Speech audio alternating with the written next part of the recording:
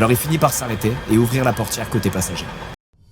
Il est tard la nuit, le 13 juin 1983, près d'Anchorage, en Alaska. Ici, on est au bout du monde, dans un endroit froid, rude, mais où de plus en plus de gens tentent de recommencer à zéro leur vie, tentent de se refaire. Ouvriers, trafiquants de drogue, proxénètes, tout le monde se croise à Anchorage, et tout le monde essaie de s'en sortir à sa manière. Cette nuit-là, un chauffeur routier rentre de son service. Il pleut légèrement et il croise pas grand monde sur la route. Tout le monde est calfeutré chez soi, loin du froid ou du danger. Mais alors qu'il approche un grand terrain vague rempli de voitures à l'abandon, il aperçoit une silhouette. Elle est mal éclairée par ses phares, c'est compliqué de deviner à quoi elle ressemble. Peut-être une biche ou un autre animal qui rôde.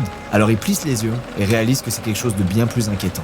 C'est une femme qui court à toute vitesse et qui lui fait des grands gestes. Elle lève les bras le plus haut possible sans pour autant les séparer, comme si elle était attachée. Pris par la peur, le chauffeur accélère à nouveau. Il se demande s'il n'est pas juste en train de tomber dans un piège. Il veut juste rentrer chez lui après une longue journée de boulot, pas se retrouver dans un film d'horreur. Mais alors qu'il fait quelques mètres, la femme se met à pousser un hurlement. Un cri strident que seule une personne réellement en détresse pourrait pousser. Alors il finit par s'arrêter et ouvrir la portière côté passager.